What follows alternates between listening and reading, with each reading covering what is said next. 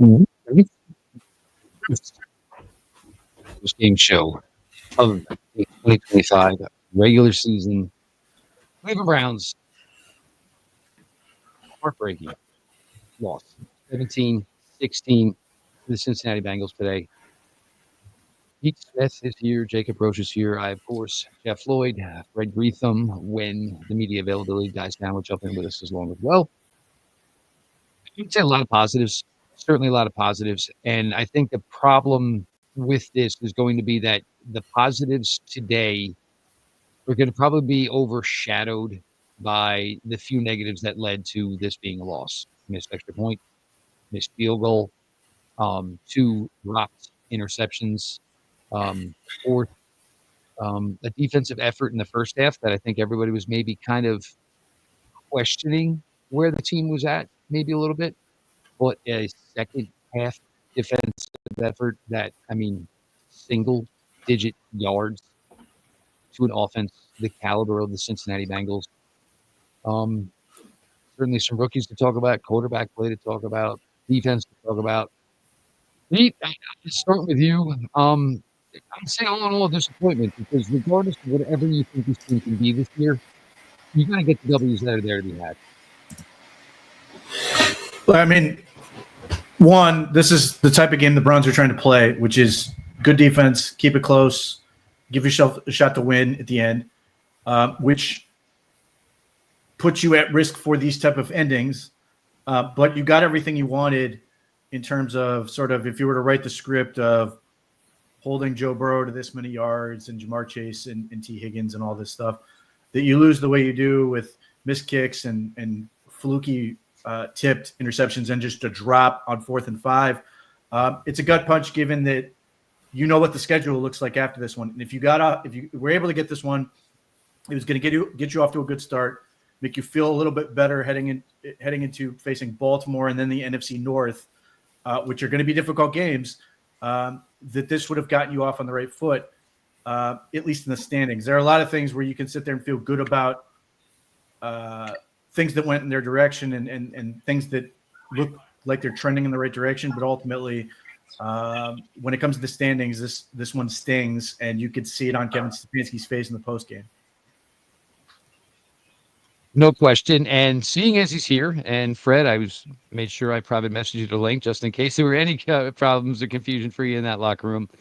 Before we get to Jacob real quick, Fred, what do you got for us? Certainly had to be difficult for Kevin Stefanski because I think there was probably ways he felt really positive about this. But at the end of the day, the only way you were measured is by winning and losing. And unfortunately, the short end of the stick today. Yeah, you could just tell by his demeanor, it was deflating. You dominated really the Bengals today. Other than that first defensive series, they went down the field. I don't know exactly what the stats were the second half or after that, but they had to have half their yardage in the first drive. 141. Defense, this is the recipe the Browns need to play. You might already talked about it. I think to win is play like a top 10 defense and hope the offense, can find enough to win. And depending on the kicking game, and that's what we talked about. It's going to be so close games, whether it's Dustin Hopkins, Smith, or a guy to be named later. That's very deflating, when you do everything. Like we talked about, the turnovers. I will give Joe Flacco credit. He did not throw anybody under the bus. He said he could have thrown the ball better. But as well as I do, Harold Fannin dropped the 3rd down pass. Jerry Jeudy dropped the 4th down pass. Those were both going to set up field goal attempts at least. And then we know both interceptions. I think Jeudy should have caught that ball. Tillman should have caught that ball. And so, I don't know what else to say. The only thing the defense didn't do is get turnovers. They came up with those. The most impressive series was 3 straight sacks on Burrow. Almost got a safety. Might have won 18. That might have been their best chance to win. But, overall, they're not encouraged. Miles Garrett really, you're playing these young guys and stuff, but said, they've grown up. That doesn't matter how young we are. We lost. And so, like you said, end of the day, you're 0-1. This is a game you felt like they needed to get off to a good start. When you look at the first six, I thought this, maybe their best chance just because of their success they've had with Joe Burrow. I mean, I can't believe they held them down as much as they did today. I mean, all the way around on defense. It's totally on the offense side of the ball. Of course, the kick's, crucially bad, of course. Jacob, just your initial thoughts here and takes. Because I think we were all kind of just sitting there, and I think maybe it was the Flacco in us that, hey, this might pull out. We've seen Joe do this before, and God knows he certainly tried. I until the last interception, until that moment, I did 100% just kept expecting him to pull it out. I mean, there were so many things. Like, I was very, they let up 141 total yards defensively. Like they had 90. The Bengals had a net of 95 passing yards after you take out those sacks. Like, and I thought the offense, like, they couldn't run the ball for crap, but like Harold Fannin was awesome. Dylan Sampson as a pass catcher was awesome. Like, they showed these young guys really on both sides of the ball. We're like, hey, here's some flashes from all these young players that are going to have to contribute. And you're like, oh my goodness, it's all going to come together. like they were all going to put all these little like special, like, oh, he stepped up here and he stepped up there. Cause Tillman had one catch at Tillman over the middle where he took that big hit. Like, that's why you have a big body receiver like that. You expect a guy like that to be able to make those in traffic, like, difficult catches.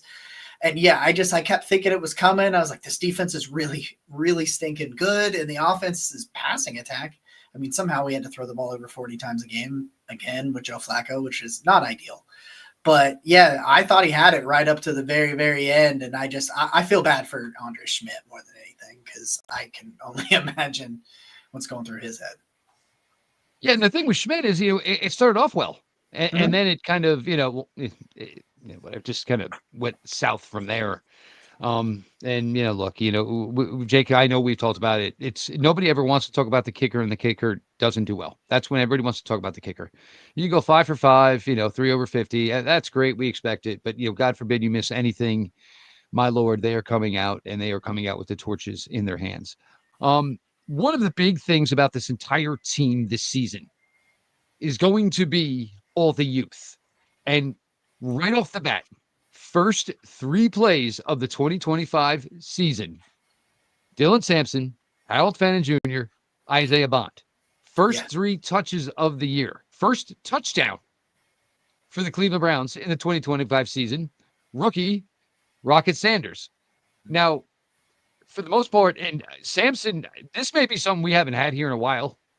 Maybe when Duke Johnson was really on a heater and he could get that involved in the receiving game.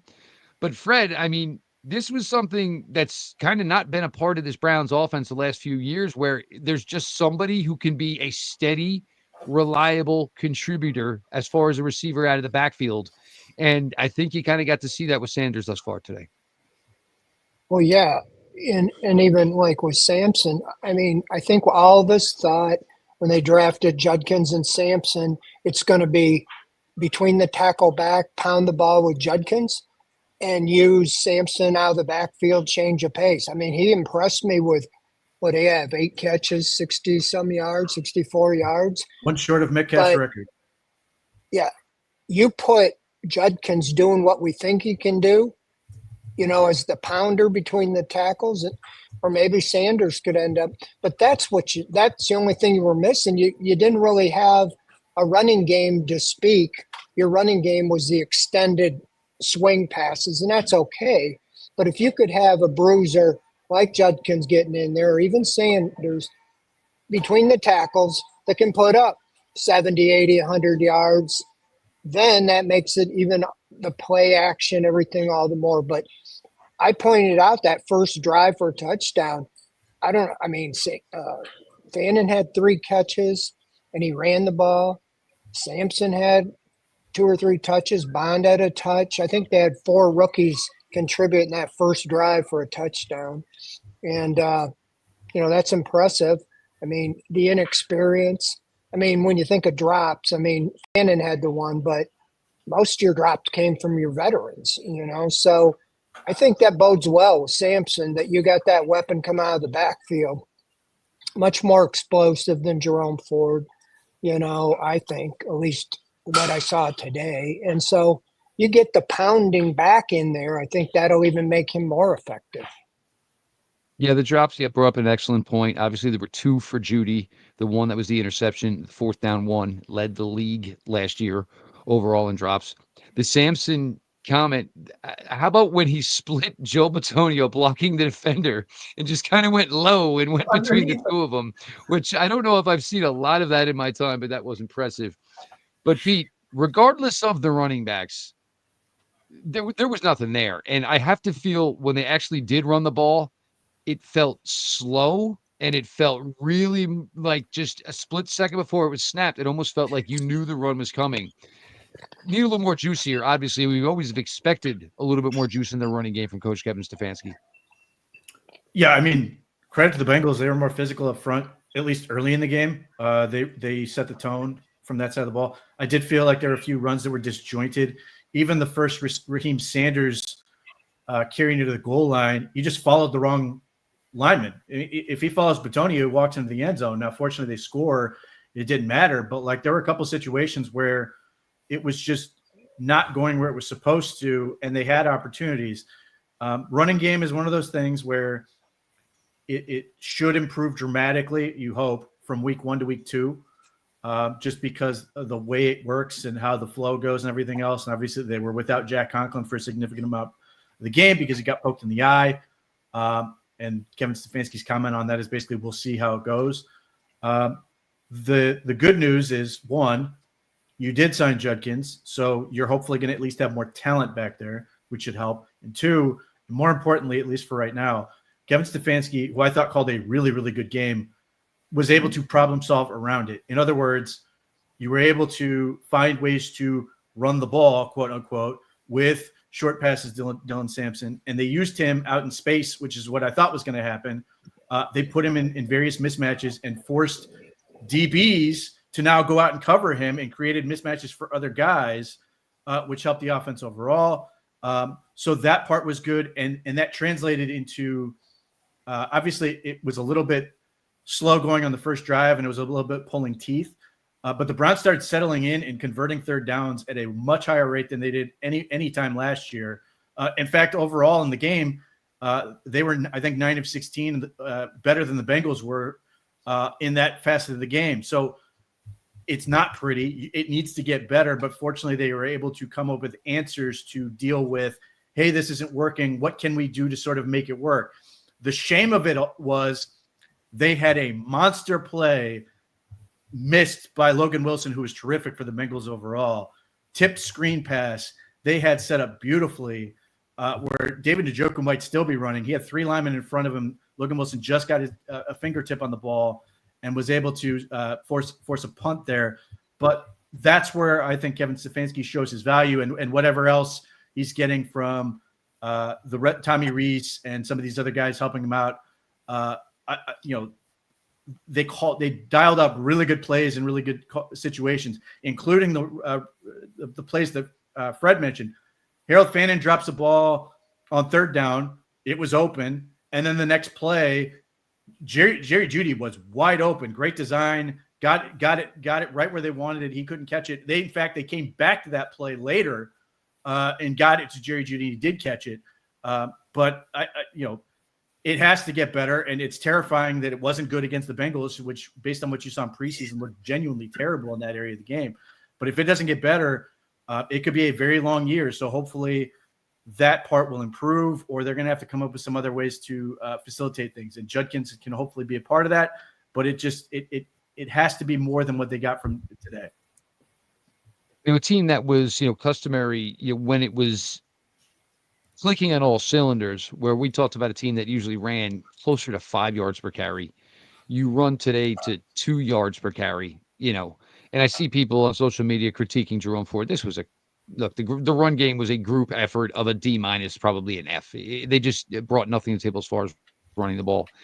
But But, Jacob, your thoughts, Samson, Fannin, and I got to be honest, I didn't necessarily really believe that we were going to get that much Harold Fannin. Like, all of a sudden, it was like he was like Joe Flacco's guy that he's been playing with for 15 years. They just kept going to him. And, at times it certainly clicked. There was the big drop, of course, that killed that drive. But, Fannin, and even the one where, Joe kind of rolled out and was basically giving the eye language, like, dude, you can't just stand there. Fannin went up the sideline, which turned into a 20-yard gain. A really nice guy where you can factor this into the passing offense with what Samson can give and where Fannin can just kind of be maybe this overall somewhere, around the line of scrimmage, 5 to 7 yards, just like a security type blanket. Well, we talk about Grant Delpit on the other side of the ball as kind of that chess piece, right? Because you can move Grant Delpit all over the defensive backfield. It's similar to what Caleb Downs does for Ohio State.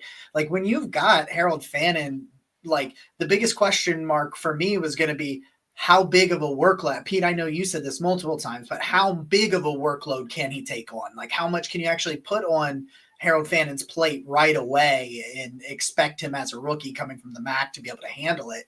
I mean, he took a Wildcat snap.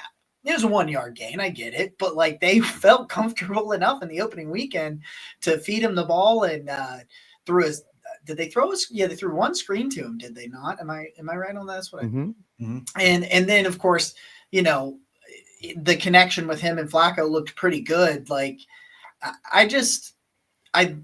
I'm choosing right now to say, hey, I saw a lot. I feel like I saw more positives.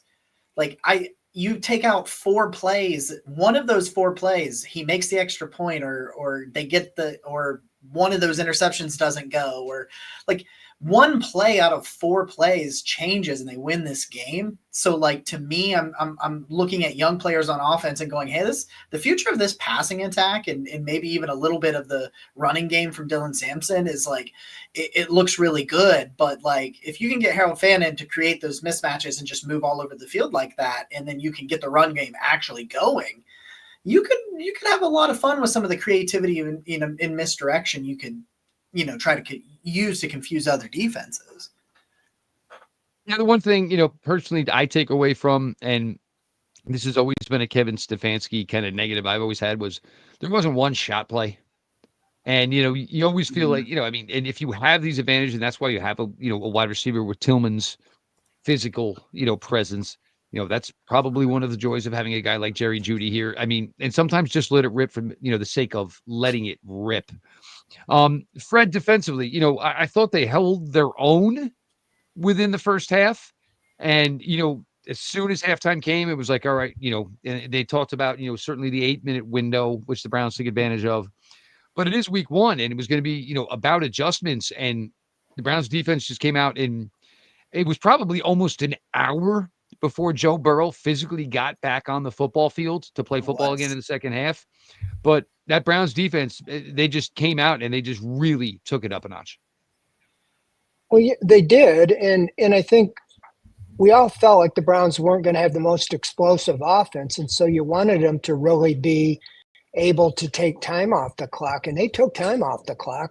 They just didn't put a lot of points on the board. But yeah, to start that second half was very impressive, to take 7-8 minutes off the clock or more and get a touchdown, take the lead.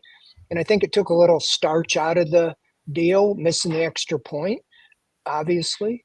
But yeah, the defense, I don't know how you can play much better. I mean, I didn't have that much faith that Greg Newsom was going to be able to stay with Higgins and Chase and the defensive line.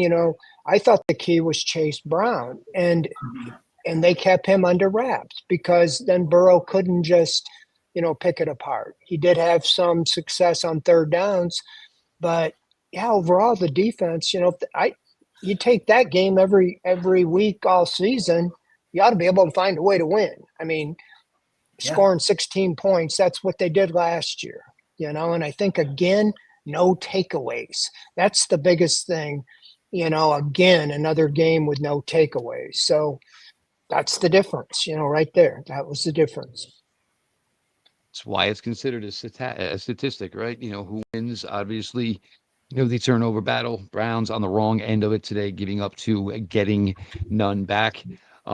Pete, some thoughts, certainly on the way the defensive line rotation worked, and how long are you going to wait before you talk about Aiden Huntington's special teams kickoffs tackle?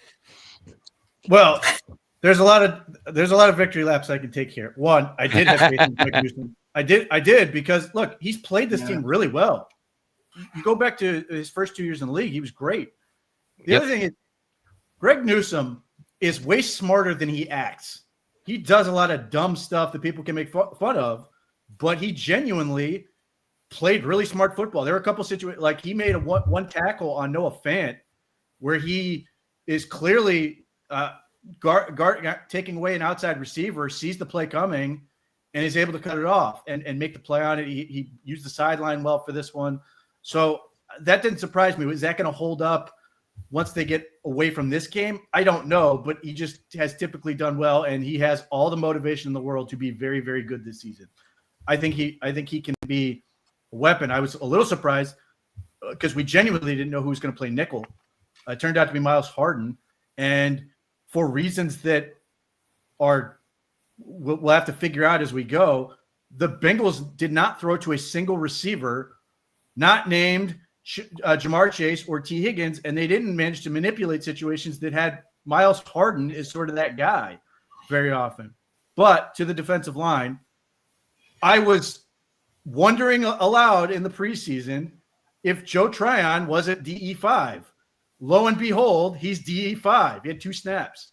They went with Cam Thomas early to try to set the rotation, and then they sort of leaned into Isaiah McGuire, who is clearly better than Alex Wright. I don't know why this is a conversation. He's infinitely better right now.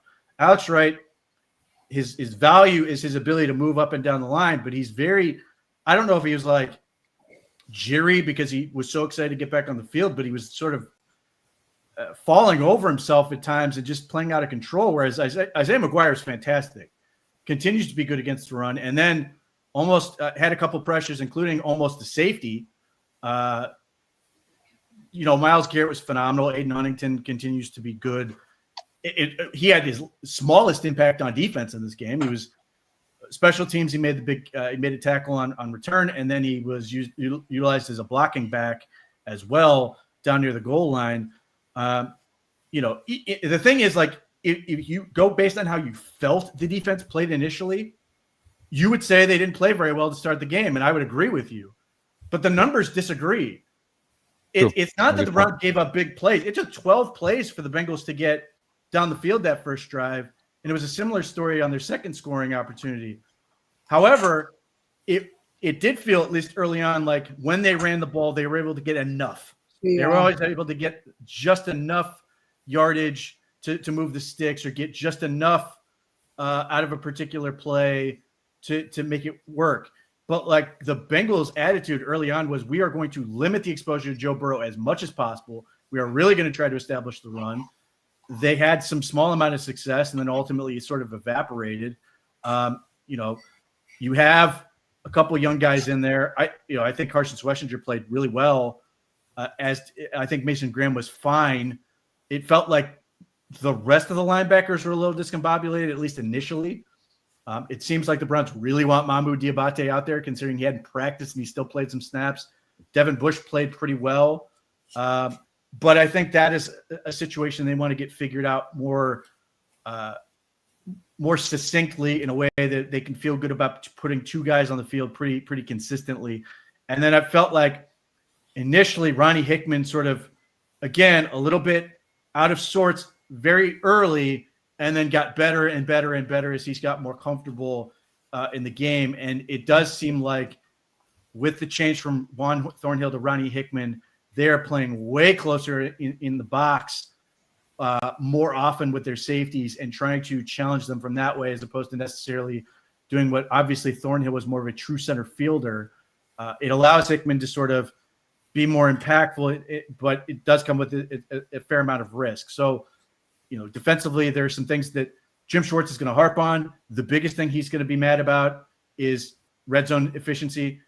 The Bengals got in there and scored 2 touchdowns. He's not going to be happy about that, especially when they got a Noah Fant touchdown that was completely uncovered. on a bust down there. That stuff's got to drive him nuts. But when you give up 17 points against the Bengals, including 3 points that were off a cheap turnover, that should be enough to win. That should be enough to get the job done, and it wasn't. Yeah, because I don't remember if it was actually, the booth or maybe it was the guys on set. And, they were basically like, well, this is a team that should score 30, most of the weeks. So the question was going to be, what could the Bengals defense do to, obviously not give up 31? But Newsome, yes, absolutely. And look, for Greg, it's all on him now. I mean, he played the good soldier and basically said, for the last couple of years, I would rather play on the outside. I don't want to be primarily a nickelback. And now is his opportunity. But, for most part, I think he gave, and, I think they said that Chase dropped it. I think that ball hit Newsome's hand, the one on the sidelines. Newsome's hand was placed perfectly in there. Was it enough to totally kill the catch? No, but it was enough to distract Jamar Chase away from catching it. Again, why, the Bengals weren't even trying to, feed Higgins and Chase more when this is literally, this is the franchise. This is where all the money is invested is in Joe Burrow, T. Higgins, and Jamar Chase. So, you would think that would be the thing to get you going. Certainly some bad luck, the first Chase Brown touchdown run. Normally when a guy runs up the back of one of his own blockers, nothing positive comes from that. Chase Brown was able to actually take it left, got it in the end zone, because normally that play just goes for nothing. It blows up dead. Obviously something that, luck from the luck perspective, just like the interceptions did not go the Browns' way today. But I come away, I think just as excited as we all were about the kids here. Sampson, of course, and, Fannin and, Judkins obviously going to come into the fold. However, it's going to start here this week. Swessinger, and again, it was the theme of the entire summer. If there was film shot on the Browns defense, number 49 was in it. And it wasn't like he was, like the glory hound or it was selfies. It was just that how much involved he is, Jacob. He's everywhere. Yeah, I thought it was fantastic. Like, it's one of those things I remember my dad used to say this about D'Qua Jackson. Like, he'd be like, even when the tackle isn't made, you see him standing there in the replay. Like he was about to make the tackle, he was, he was always there. Maybe it was somebody else just happened to get there faster than him. Like, he almost, he depleted Joe Burrow on that one play, but almost got him. He's just shot out of a cannon everywhere he goes. And it's like, I look at him and Mason Graham, and I'm just like, I thought the middle of that defense was a lot better than it was at times last year. And I just feel like those young guys have shown you why the draft looks really good right now. One game in, these young guys had a lot to do with the narrowly not being able to win. But I think Carson Swessinger is going to have a really good year. Led the team in tackles. Wouldn't be surprised if he finishes like with 120 of those things. Absolutely. And you feel like certainly the way this went today, the disappointment level has to be high. And you look at the way some of these games break over the next few weeks, going to Baltimore next week, then getting involved with the NFC North. It's certainly, with it being the Bengals, who the Browns just match up well against. They just, and look, there's teams within the AFC who certainly are overall better than the Cleveland Browns, but we've seen over the years, they just don't match up as well against the Cincinnati Bengals as the Browns do. Miles, 2 straight, sacks, 4 total tackles for loss today. I saw a couple of people calling him out, hey, this is where the guy like that steps up. And within that, it was 2 sacks in a row. So thanks for igniting the fire into Myles Garrett. Not that he absolutely needs it ever. But to not get this one and know it was several chances to get it. And then for it to, not be that you didn't get it because you were inferior. You just got it because they were simple mistakes. And, and it stinks for Tillman, a guy that I think a lot of people have faith in, but also feel like it's blind faith because maybe they don't necessarily trust his health.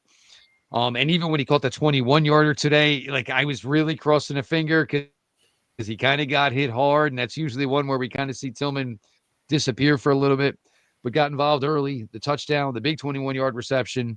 And then ultimately, of course, the cough up, late when it really, really mattered, Pete.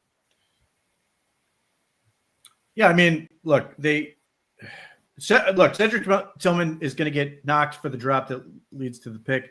He also had explosive plays. He also had a touchdown. He did all the things He you might want. be bigger than Fannin.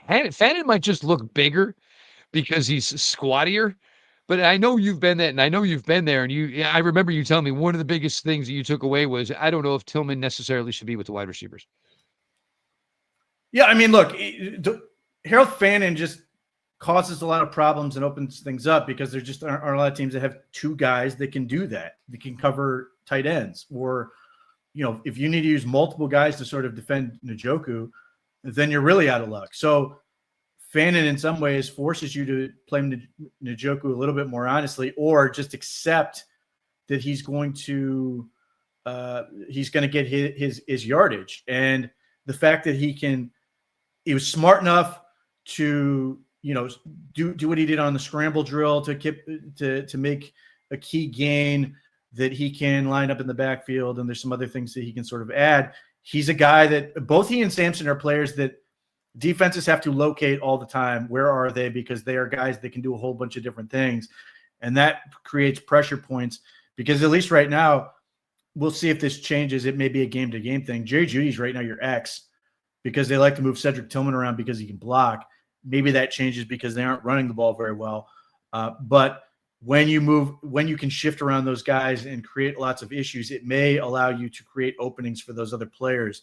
Coming off the first drive, the Browns scored, but it felt difficult. It felt incredibly difficult. They weren't gaining much in terms of yardage. It felt like it was barely making it across the finish line, including when they finally got in the end zone.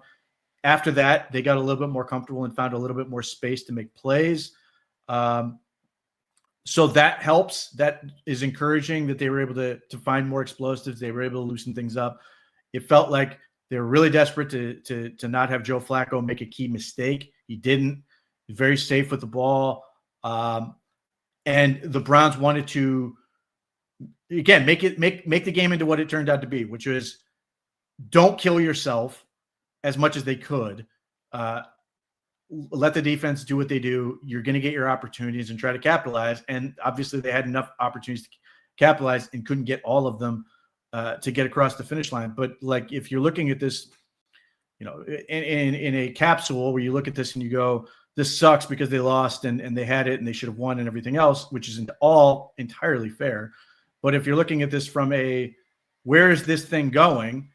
It's several rookies and a whole bunch of young players that they're showing you they can contribute. And it's back to being the Kevin Stefanski offense that looks like I'm not going to force things. I'm going to just find the open guy and trust them, and they're going to make plays for me. And that worked for the most part. It would have been very easy for the Browns to force half a dozen targets to Njoku and Jerry Jeudy and been like, I'm not sure about these rookies yet. I want to see how it goes. No, he just said, screw it. You're open. I'm going to give you the ball. And you keep making plays. I'm going to keep giving you more opportunities. Sampson and Fannin kept paying that off. We're going to see how those roles change and increase, especially as they keep adding to this thing. But you have to be incredibly encouraged by what you saw from those guys as you start progressing this thing. This is week 1. What's it going to look like? Hopefully everybody stays healthy by week 4 or week 6. And eventually when they get through what is going to be a brutal slate to start this thing, are they going to come out the other side with enough sort of confidence coming out of this thing where they can start reeling off some wins? Or are they going to come out and maybe surprise a team over this next stretch and take somebody out that doesn't see them coming? Now, and one of the things I've mentioned in the last couple of weeks was, knowing what Jerry Jeudy did last year, and, certainly now all the ability and talent is there for him to produce like he could. And obviously felt today one of the biggest things for the Cincinnati defense was going to be, well, let's prove other people can do it. And certainly with the way, that Joe Flacco basically worked the palette, Sampson, of course, Fannin, Njoku, Tillman, that should, in the weeks to come, it's going to probably force teams to realize that they just can't, game plan necessarily around Jeudy. I think the thing that for me probably hurts a little bit for Joe Flacco is we saw certainly in 23 and certainly with what Joe did a little bit last year with the Colts, Joe was throwing some balls that never should have left his hands. And I think there were a couple of balls today where Joe just said, that is it. This isn't here. And, it is high and tight and it is going off the field. I am not even risking the interception. So then for the interceptions to come on balls that even if you just dropped them, there would have been basically the opportunity to come back and fight another play. I think that's probably the part that's the most difficult, to get over is played it smart, played it safe, and and then just some routine throws, unfortunately, were the ones that kind of came back and bit him in the can. Right. I mean, the biggest thing is again, I always look at things through process. If you look at this from a process standpoint, Joe was ultimately rewarded by not making the big risk throws because they kept getting the ball back. They kept having opportunities and they kept doing things like going forward on fourth down and dialing up the right plays. Obviously the drop to Jerry Jeudy's brutal, but that was the absolute right play call. It was there. You got exactly what you wanted. And had he caught it, it's a huge play. And another fourth down conversion that just continues to build on the attitude that this team has, that they're always going to just bet on their players to make plays. As long as you don't make the big mistake, that those opportunities are going to continue to be there. And as long as this defense can continue to play well, you're going to have situations. And hopefully, again, you talk about the biggest improvement going from week 1 to week 2, hopefully on the offensive side of the ball, when you're going to take on a team like the Ravens, that hopefully they find some more easy points that they don't have to, that I have a lot of reason to believe that the Browns are going to struggle at points during the season offensively. But at some point, because of what Joe Flacco is able to do and because of the talent they have on this roster, that they're going to catch some opportunities where some of these guys can put up some big, quick, explosive plays. We'll see where Isaiah Bond ends up, if he can be one of those guys who can deliver a quick explosive. If Jerry Jeudy can sort of pick up from where he left off last year in terms of explosives and quick points, those are the things that need to come next, in addition to just being able to find a way to run the ball / continue to come up with ways to circumvent having a productive running game. And, I'm going to circle back to that. And, I think everybody just thinks that, Judkins coming in automatically is going to maybe, cure the woes. This team did lose Jack Conklin today. And, at first it was thought it was, the head injury. Later it was diagnosed as an eye. I don't think there's a guy with the worst week 1 injury luck in the entire NFL than Jack Conklin. Cornelius Lucas comes in, and I think the easiest thing you can say is you didn't really hear Cornelius Lucas's name called in a negative way whatsoever. This is a team with Trey Hendrickson. There was only 2 sacks, and I even think the first one where the 2 guys kind of converged on Joe, I think if Joe a split second sooner had stepped up in the pocket, would have avoided it. I think it wasn't so much that he got sacked, that like both guys kind of hit him simultaneously and it kind of crossed up Joe's feet and he kind of just like big tree went down. So, I think, there's positives, certainly from the offensive line. The tip passes were there. And you brought up the Logan Wilson one on the screen. There was another one later where he was deeper in coverage and he extended really, really well to basically his left-hand side and, batted away another ball that was there. But, for a team that came into this, and there was not a question or questions to be had about any positional group. I think if you go through this kind of group by group today, Pete, quarterback, running back, the receivers, the tight ends, the line, et cetera, et cetera. I think for almost all of them, you probably come away with some positives in forms of the questions that we were kind of answering, from, the end of OTAs in early parts of training camp. I think for the most part, they all represented themselves pretty well, special teams maybe notwithstanding. I mean, look, special teams, the kicker is going to get all the brunt of blame, deservedly. I would like to see more out of kick return, especially for if he's going to warrant that roster spot, he's got to give something. Having said that, he was good on punt return, and everything else was solid for special teams. It's solid or otherwise good on special teams. So, it's very easy to do this thing where you're like, well, special teams suck because the kicker loses the game. And yeah, I get it. But overall, they were certainly better than they were last year. They have guys that you can identify in that group that are good and effective. So that part is frustrating. Defensively, there's a lot of reasons to believe in this thing going forward. And the thing is, like, I have every reason to believe the defensive line is only going to get better. Because of how they started off, I don't even know if it's slow. Just they weren't firing on all cylinders in the first couple drives like they were throughout this, particularly the second half. They're going to get Mike Hall back probably for week 3. They're going to get some of these guys just more comfortable playing. Mason Graham obviously was a rookie. They've got some of these other guys who just need to get comfortable, just getting accustomed to playing together in some of these stunts and things they're doing. And then, that part I think will get better. Carson Wentz should get more comfortable. And you just look at the rookies as a whole. You're talking about 6 and 7 rookies that you feel good about after one game. Now, I mean, we've been here before. Anthony Schwartz's first game ever was great. They've got to keep it up.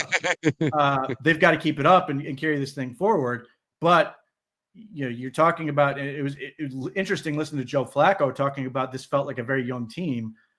You don't realize how young until you think about how many guys they're counting on that just don't have much game experience, as opposed to the last time he was here, where it was guys like Amari Cooper and Elijah Moore and some of these other guys who had a ton of game reps.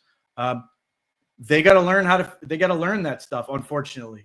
So hopefully that carries over pretty quickly and they can bounce back and play more consistently and put up more points as we move forward. Well, I mean, for Joe to, mention that this team feels young. Well, Joe, at 40, Harold Fannin turned 21 over the summer, and Dylan Sampson will turn 21 next Sunday against the Baltimore Ravens. So it's not a question of they're feeling a little young or any of that stuff, Joe. To you, well, hell to me. It was literally, he was throwing to his, like, there were several drives where it looked like Joe Flacco was just throwing to his kids. Yep. Spread out in the backyard. And literally. Mom can't get the corner. Mom can't get the corner. Take it around her and take it up the sidelines. Isaiah McGuire and Pete, and we've talked on this team at length, and I even put out the tweet today. This is now my 9th season of Cleveland Browns coverage, and in 9 years, I think we've seen so many different versions, from the "oh my God, they are so terrible," to the comeuppings, 18, the disappointing, 19, 20. I remember the two of us talking in the summer of 23 and just saying, they're going to be good. They're going to be good. And it did come to fruition. Isaiah McGuire, a guy that feels like, I don't know if everybody knows the whole picture. And the thing is, look, if he can't play run defense as an edge, I don't know if that's ever going to come. There's been plenty of guys in this league. They become situational pass rushers. Sure, you make a nice living in this league. There's always a room for you. But we're to the point here with Isaiah McGuire where it's more of, he's a guy that you probably want to sit down with and start talking about, hey, what do you do in the next 3-4 seasons? Because you can play against the run. Towards the end of last year, his pass rush was picking up. You see it in him now. I mean, as much like just jolt and excitement you see from Myles Garrett with his hands in the ground on 3rd and 8. You look on the other side, and when McGuire's there, you see that equaled intensity. Like, this is, like, knowing it's money time, it's business time, and for a guy who was a 4th round pick, at times it had to be forced for him to get playing time. There was injuries in 23. They traded away Darius Smith in 24. This is a guy that has just really, really come on. And you kind of wonder if this is, you get to see him growing up within, because he's been here the whole time with Jim Schwartz. So, you're taking it from this legendary defensive coordinator on tips on how to be better. And it just seems he just continues to grow and grow and grow. Yeah, I mean, obviously, Preston Drew last year, fantastic run defender with, encouraging metrics as far as pass rush win rate. It just hadn't sort of turned into the pressures / sacks that you want to see. And then, preseason, he was really good. And then you're sitting there going, well, that's largely against second team, third team guys. Today, he was cooking against the starters. Got to see it carry over like with everybody else, but he was fantastic. Had excellent run defense, and then also was able to obviously record a sack, had some pressures, was an excellent, player opposite Myles Garrett, gave him something, that teams genuinely had to be afraid of on the other side, which is only going to make Myles Garrett better. That's in addition to what they've got going on in the middle with guys like Malik Collins, Mason Graham, and other players, Shelby Harris, and eventually Mike Hall. That now they seem to have a true second guy that's not just a temp in the way that Olivier Vernon was, and then Zadarius Smith was, and Jadeveon Clowney was. They seem to have the guy that's going to be here for the long term, and we'll see. I mean, if he can keep this going, then yes, at some point you're going to talk to him about contract extension, and you're going to have these two guys locked up for the foreseeable future. But he's been a tremendous base end that is now figuring out how to do the whole thing. And again, for a 4th round pick, you got DeJuan Jones for a 4th round pick, who is more than up to the task today. Run blocking still going to be iffy.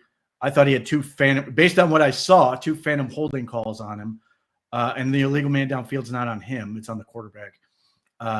So I'm encouraged by that stuff. You've got a lot of players that appear to be like they can be genuine building blocks, and obviously they need to keep going. That part still plenty to work to do, including quarterback. But for what you got, those guys look good. And again, like with everything else on this defensive line, reasons to believe they can continue to get better going forward. I think both Isaiah McGuire and hopefully Alex Wright are going to play better moving forward. Again, I felt like Alex Wright was a little bit, I don't know if jittery is the right word, but I just felt he was a little bit out of control. I'm hoping he settles in and can be a nice weapon as they move forward, where both those guys are productive players. Yeah, it's a little more difficult spot for Alex Wright, obviously coming back from the injury, and all of a sudden the quickness of it. Yeah, Alex Wright is already in his contract year off of his rookie contract. So many guys kind of end up in a situation where you're trying to make the time back, make the plays back that you didn't, and usually that leads to a very, very poor version of what may be your overall picture. But the excitement for this defensive line, it's really hard not to contain it. And it certainly comes from the fact that you just have an absolute freak show headliner at the top, and then other guys who are just, finding their ways to work into this. And, that 3-sack drive, and you saw it on that 3rd down. And that's kind of where I was getting the thing I was talking about with McGuire. He was at the top of the screen, and like you could just see the body was shaking with the excitement and the anticipation of like knowing, there was the possibility, and they came darn near close, obviously. Now the Judkins thing, Pete, because not many of us here from the network have really gotten the opportunity to really speak on this, in video form. It's been out certainly in content form. So the contract is obviously signed. My guy Domo, who I love, apparently was just boarding a plane yesterday and threw out a tweet that he was complaining that, a guy that should be starting for the Cleveland Browns happened to be getting on the same plane. Everything dropped crazy, quickly afterwards. Judkins under contract. The belief is he will still meet with the league this week. The belief is that should not have any current changes, that, he would be able to go as soon as possible on Sunday, which could certainly lead to, a roster decision fairly soon at the running back position. But, after an arduous amount of time, Pete, Quinshon Judkins is officially under ink with the Browns. I mean, he's on a roster exemption that can be up to 2 weeks. I expect the Browns are going to use all of it, but we'll see. Maybe they get him up to speed. I think they're going to have him take 2 full weeks of practice to let him get comfortable and let him get ready and sort of let him loose for game 3. Obviously, we'll see what, comes out of the league meeting and, what they're going to say coming out of that, because that could change the whole thing. But it's look, I hate to get in this, but that is so tough, because if you basically have the charges dropped, and the charges are dropped basically because the police and the district attorney are saying we found complete inaccuracies in the story. Now, I see some people, oh, well, we could be looking at 5 games and you're trying to compare it to Mike Hall last year. At the end of the day, Mike Hall pleaded down, but pleaded guilty. So I don't know where this is going to go with Judkins because, yes, you can obviously get suspended without having charges against you. But some people who think this could be 5 games without any charges in any way whatsoever, I just don't see that as a possibility. To be determined. I don't think he's going to get suspended based on everything we've sort of heard. But until it happens, or until we get an answer one way or the other, I mean that was the seemingly the Browns feel good about their situation because the contract is signed. They've been waiting on this 100%. To this whole thing to get sorted out before they sign the contract. So 2 weeks to get him ready. They could theoretically activate him before that if they feel like they're ready to go. They were ready to put a significant amount of the offense on him before training camp. Eventually, that is going to be the case. It's just a question of how fast can they get him ready beyond whatever shape he's in. What is football shape compared to where he's at now, and just acclimation and getting used to hits. Again, practicing. He may be on scout team to try to sort of get him some contact. Who knows? But regardless, that is coming, and hopefully that's going to give them a boost, not only in the running game, but Quinshon Judkins can block. He's an effective pass protector, and he's a really good pass catcher as well. Having said that, my evaluation with him was always the same thing. His physical ability is out of this world. I don't know how much he makes the line better. He can maximize what they get him. I don't know how much he's going to create. Hopefully he improves in that area. But either way, it's certainly an upgrade over what they have in terms of between the tackles. The other guy, we're going to see maybe Raheem Sanders gets a little more comfortable before week 2, and they use him a little bit more than just a specific package goal line back, short yardage back, that maybe he can get a little more run, because obviously they put a lot on Dylan Sampson this week. Jerome Ford did nothing to sort of justify anything in terms of giving him more. Whether or not they're going to give him less remains to be seen. And 2 play calls I want to put out there today that I really liked. I liked the first 4th down, and it was the motion with Fannin with 2 backs in the backfield, and you had Sanders basically take it almost like on a fullback. I guess fullback trap is probably what I would call it, but got that. The second one was the Joe Flacco QB sneak, and because so many times you telegraph it, and the way you line up, and you try to get your 11 as close as possible. And Joe was under center. Sanders was maybe 6 yards, and Joe kind of just did I'm the 6'5". I'm going to get 1 step and roll over the right side of the offensive line, which usually turned into 3 yards. But again, it's nothing captivating. It's nothing that the all 22 guys are going to go and do a 12-minute segment on it. But when you're seeing things that are not predictable. And that's kind of what my take was on it, because of the Sanders thing. Even the first thing, I'm sure the Bengals were like, okay, well, this kid's been here a week. All right, I guess he's the fullback. Fannin's going to be the H back or whatever in this scenario, or maybe it even was, Hutchinson. But and then it was you handed it to him, and nobody saw it, and there was the the little crease there to the left, obviously, and then the different version of what was a QB sneak with Joe Flacco. Because one of the big criticisms Coach Stefanski does get, Pete, and we all know what I mean, as much as we cover this and as much as we listen to and read about it, is that, a lot of times it feels like things at times, are seen coming a million miles away. So even though it's simple, it wasn't, game changing, it still picked up first downs, just some subtle nuances that, obviously turned out, to be, have some significance to them. Yeah, I'm a big fan of the use of Raheem Sanders as an up back. I just think it gives you a lot of different dynamics where you have to think about multiple things. You can obviously do what they did. If you really like it, he brings you. I mean, he's built for it. He has the build for it. But you could get some things out of it. You know what I'm saying? Because he is obviously fast enough. He's strong. His numbers speak for himself at South Carolina. Right. He was effective in those type of situations, but it gives the defense more to think about. You have to now take him seriously as a quick hitter. So your inclination is now you have to quickly clog up the middle or whatever gap you think he's going to end up in.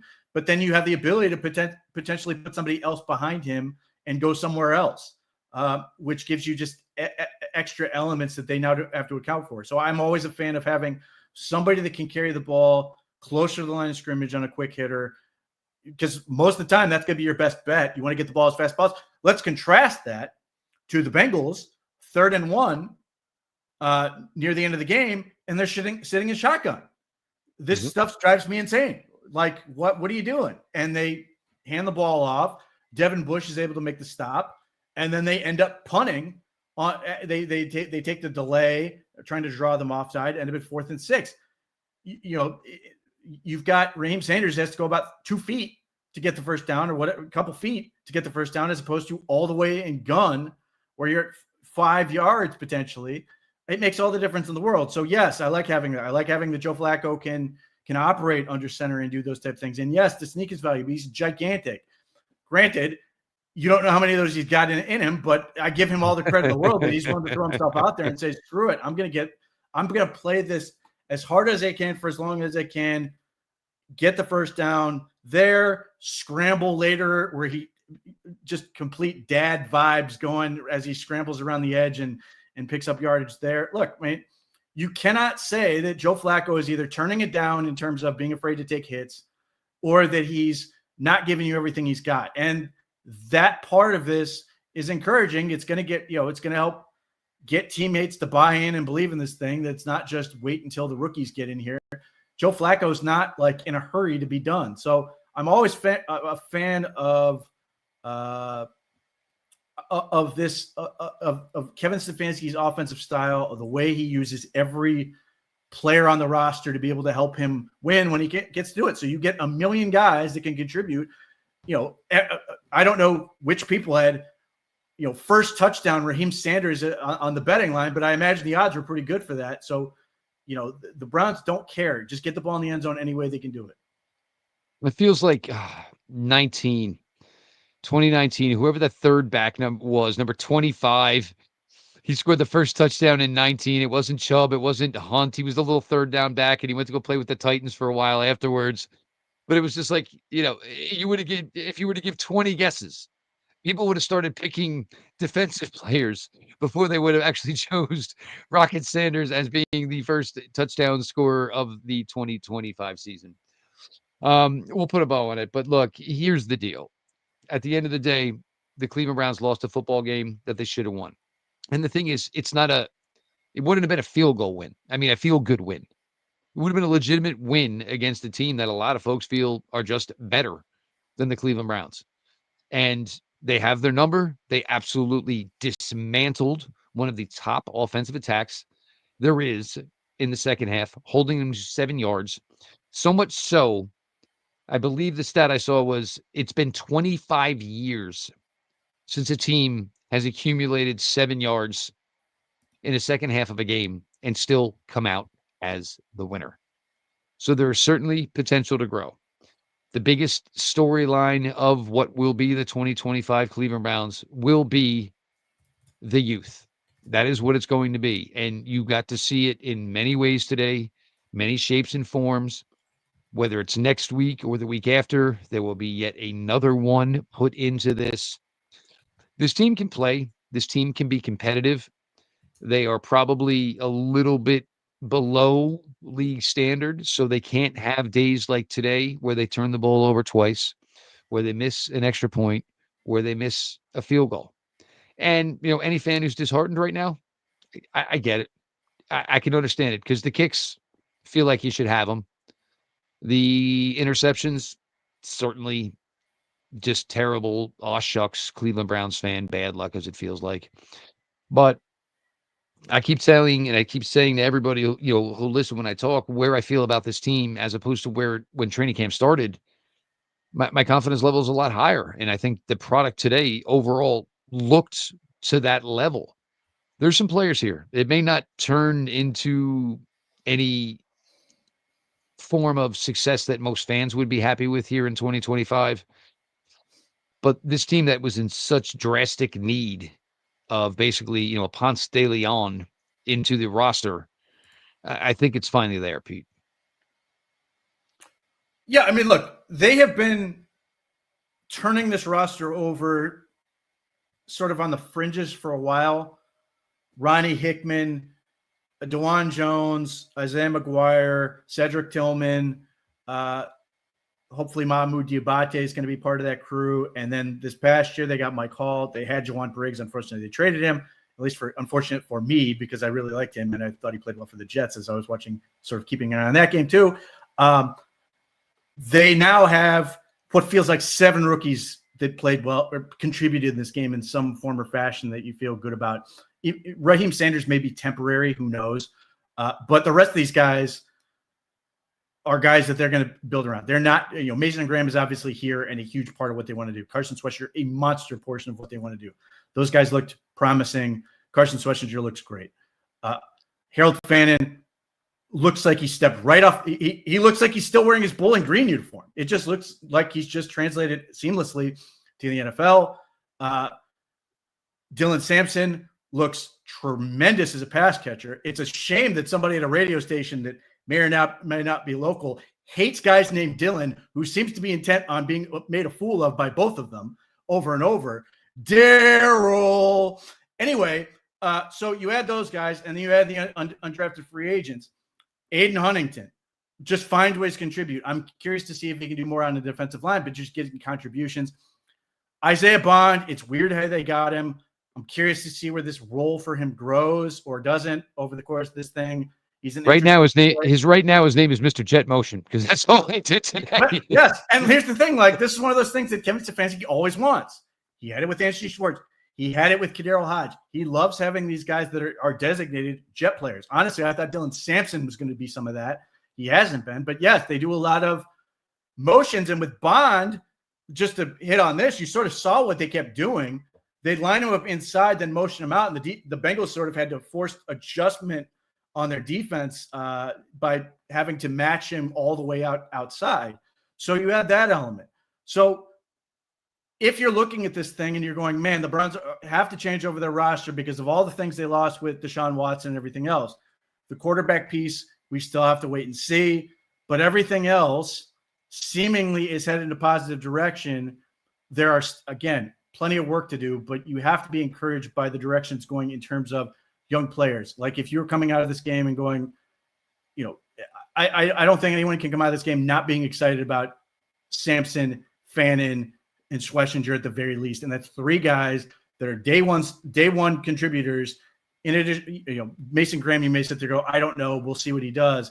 But those 3 guys are producing right now at a high level, producing right now in a way that feels good and can continue to grow. And you have a lot of these guys where you're sitting here going, okay, I feel like there's a base to work with, and I want to see this thing built upon. Is that going to change minds in terms of how they feel about the front office and the coaching thing as far as this goes over the course of the season, to be determined? But at least right now, the losing sucks, and that's ultimately we're going to be focused on as we go. But like, that part is really difficult to get over. But for people who were sitting here looking at this as a lost season before it ever started, if your focus is on the roster and where the roster is going, Andre Schmidt doesn't matter. Those rookies who are producing and giving you contributions do, and that's ultimately the thing that you're going to be focusing on as this thing moves along, hopefully with more wins. So that'll be that. Unfortunately, Brown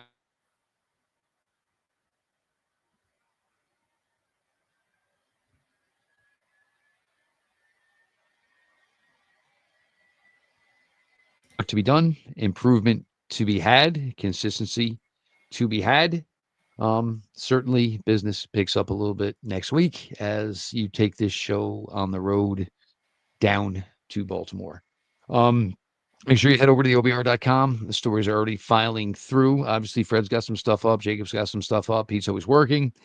So make sure you check all that out. Of course, look into the VIP access, the insider forums, the SD Insiders, subscription bundles with Paramount Plus. So, for UFC action as well, you guys are getting 2 great assets for one small amount. The OBR streaming network, we absolutely cannot be more thankful for, all of you that support us over there. The growth continues, and again, it does not happen without people coming to watch. So please make sure you subscribe, of course, to the OBR on YouTube. Make sure you subscribe to the OBR on Twitch. And unless Fred's got something for you in the morning, we'll see you tomorrow. Browns 3D, 6 p.m. Eastern.